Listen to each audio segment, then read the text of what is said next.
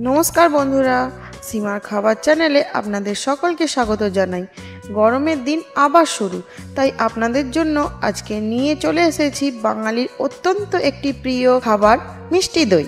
দোকান থেকে মিষ্টি দই কিনেই আনা যায়, কিন্তু বাড়িতে এভাবে দই পাতলে তার মজাই আলাদা। কি পদ্ধতিতে পাতলে মিষ্টি দই একেবারে দোকানের মতো হবে, সেই পদ্ধতিটাই আজকে এই ভিডিওতে আপনাদের দেখাবো। আর সাথে থাকবে অবশ্যই অনেক ট্রিক্স অ্যান্ড টিপস। খুব কম উপকরণে মিষ্টি দই বানানো যায়।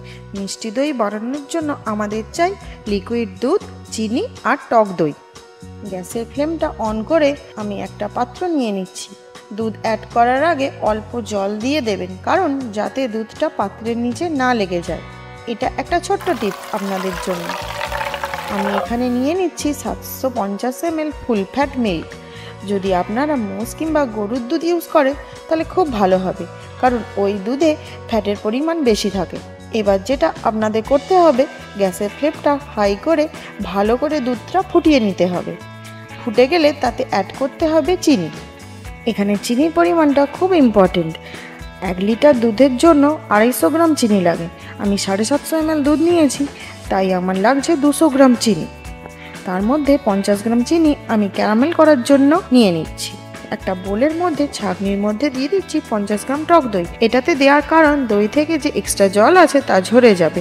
আর চেষ্টা করবেন এই দইটা মিষ্টির দোকানে নিতে। যদি না পান তাহলে প্যাকেটের দই ইউজ করতে পারেন। টক দই থেকে জলটা ঝরুক। দুধটাকে আমাদের কন্টিনিউ এভাবে মিশিয়ে যেতে হবে, যাতে উপরে সর না পড়ে। এদিকে দুধটা আমরা আরেকবার মেশাতে মেশাতে আরেকটা কাজ করে নিই। একটা ফ্রাইং প্যানে আমরা নিয়ে নিচ্ছি 50 গ্রাম চিনি, যেটাকে আমাদের ক্যারামেল করতে হবে।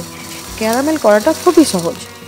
চিনিকে লো ফ্লেমে আস্তে আস্তে গলতে দিতে হবে। যখন দেখবেন আস্তে আস্তে কালার আসতে শুরু করেছে, যতক্ষণ না কালারটা গোল্ডেন হয়ে আসছে ততক্ষণ নাড়তে হবে। খেয়াল রাখতে হবে কালারটা যেন ডিপ না হয়ে যায়, তাহলে পুড়ে যেতে পারে।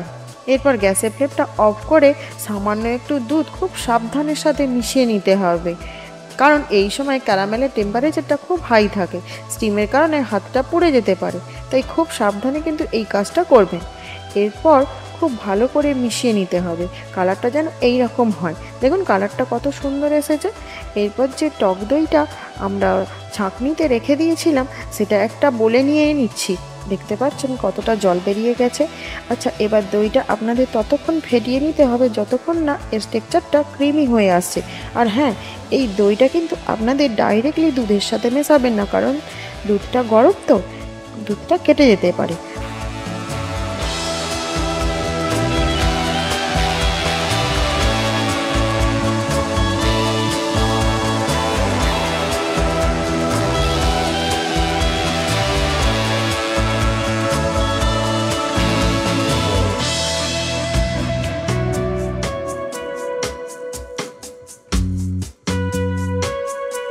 আমরা যে ক্যারামেল আর দুধটা মিক্সড করে রেখেছিলাম, সেটা এই দইটাতে দিয়ে ভালো করে মিশিয়ে নেব।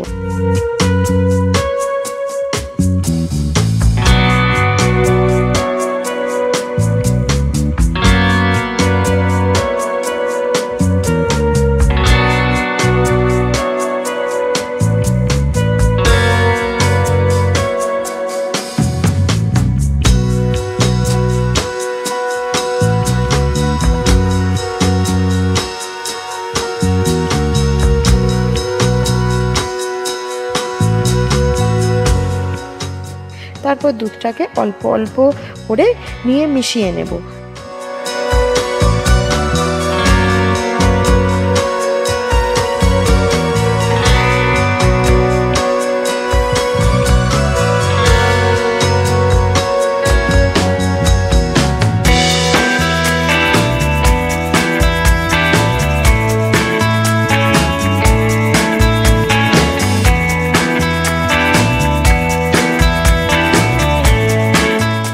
ব্যাস, দইটা আপনাদের জমানোর জন্য পারফেক্টলি রেডি।